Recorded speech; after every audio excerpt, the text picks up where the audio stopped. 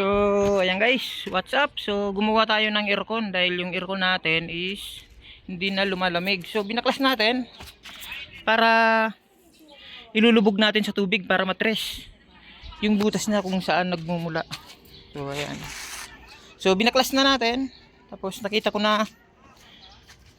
Ayan. Tapos, lalagyan natin ng pressure. So, ilagay muna natin sa pinaka-pressure niya. Lagyan muna natin ng pressure, tapos ilubog natin sa tubig. Ayan, so nag-DIY na tayo ng pressure niya. May motor na DIY natin para malagyan natin ng hangin dito. Para matrace natin kung saan ang butas. So nilubog natin. So ayun na, nakikita na natin. So ayan yung pressure niya ng hangin bago mag 150. So okay na, pwede na yan. Pwede na natin bunutin yung pinaka DIY natin na pump. So ayan na siya guys, ah. So nakita na natin yung butas. Kaya pala ang bilis maubos yung preyon. Medyo malakas to. So ngayon nakita na natin. So hihinangin na natin. So hinangin muna natin. So ayan na guys. Hihinangin na natin to. Kasi nakita na natin yung butas.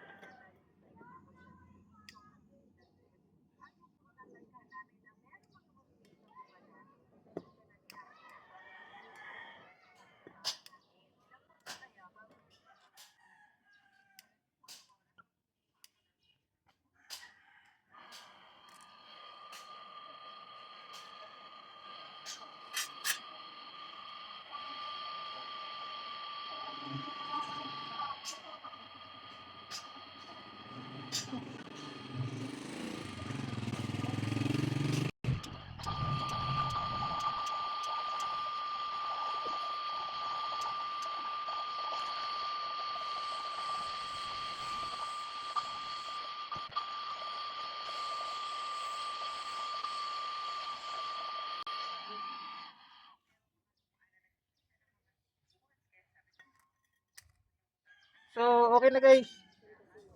So ngayon titesting natin uli. Ititesting natin uli kung may butas. Ilulubog uli natin sa tubig kung may butas yan. So yun lang naman ang nakita natin na may butas. So lagyan natin ang ito kahit ganito lang para mabilis siya lumamig, mabilis lumamig.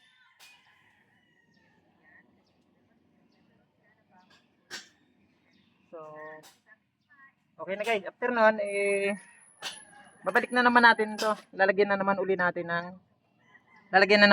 ng pinaka-pressure niya yan. Sa DIY natin.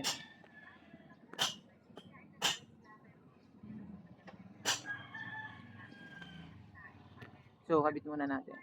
So, ayan guys, oh, yung ininang natin. So, ayan guys, oh, yung ininang natin, ayun oh. Wala na siyang ano, kasi nilagyan natin ng pressure ulit, nilagyan natin ng hangin. So, ayan, wala na. Ayan. Natapalan na natin. So, okay na. Kasi shout out nga pala sa mga manggagawa dyan, yan.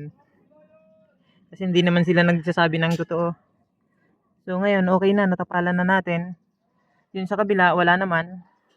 So, ibabalik na natin. Tapos, sasalin na natin ng priyon. Tapos, yun, lilinisan na natin para isahan na lang. So, ayan guys, tinitrace uli natin kung may leak siya. Kasi nainang natin yung sa kabila. Naglagay uli tayo ng pressure na hangin. Para kung may leak siya, is bubula siya. So, okay naman. Wala na. So, maglalagay na tayo ng priyon para kung lalamig talaga ulit. Ayan guys, na-washing na natin at nabalik na. Ayan. So, cover na lang kasi sasalin na natin ng priyon. Pero winashing ko na to. So, nabalik na natin yung cover na lang. Ayan. So, tingnan natin. Sasalin na natin ng priyon kung talagang lalamig. So, tingnan natin. So, okay na, nalinis na natin guys. So, di ba nilagyan natin ng pressure kanina na hangin. So, pinasingaw natin. So, hindi naman siya exactly na nauubos yung pinakahangin niya sa loob. So, ibabakim natin, ihigupin natin. So, ibabalik uli natin to. Tapos, papahigup natin doon. So, umpisa. So, ayan guys, magsasali na tayo ng priyon. So, bago pala tayo magsali ng priyon, kailangan titingnan mo yung sa sticker niya kung anong klaseng prion ang isasalin natin. Yan, mga klase ng prion. R32 or 41A, 410A. Yan. So, ang isasalin natin is R32. So, ito pa lang video nito para lang sa mga baguhan, hindi sa mga veterano or na mga nagmamagaling. Pasto sa inyo, mga idol. So, okay na, naglagay na tayo. So, ngayon, bubuksan natin kasi nagsasalin na tayo. So, ngayon, mag-start na tayo ng magsasalin ng prion. So, pinuksan natin yung aircon. So, pagsalin yung pala is dahan-dahan lang. Ayan. Nagsasalin tayo. So, dahan-dahan lang. So, makikita mo yung prion. Ayan, nagsasalin siya. So, ayan. Huwag natin biglain kasi para maganda yung circulate ng motor ng aircon.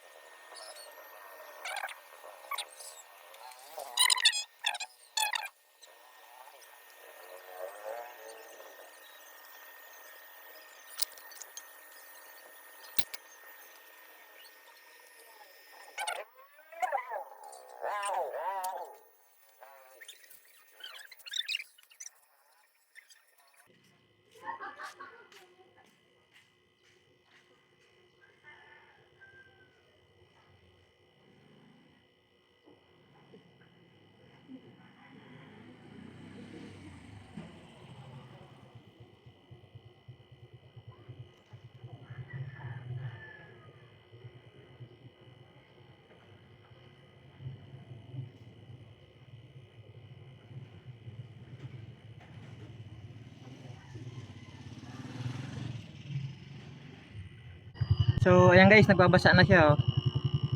Kasi kung papasok na yung prion niya, ayan, medyo maano na sa tubo niya. Ayan, bumapasok na siya. Guys, nag-yellow na yung evaporator niya. Ibig sabihin, pumapasok na yung prion, so kulang pa kaya nag-yellow siya. So, ayan. Dagdagan pa natin. So, dahil wala pa siyang 60, so kailangan umabot siya ng 60 PSI. So, antayin natin. So, ayan guys, okay na. Natanggal na natin, nasalin na natin ng prion. So, ayan, napakalamig na, oh. Okay na. So, magliligpit na tayo. Ayan. Okay na. So, ayan guys. So, magliligpit na tayo ng ating gamit. So, maraming salamat and thanks for watching. God bless.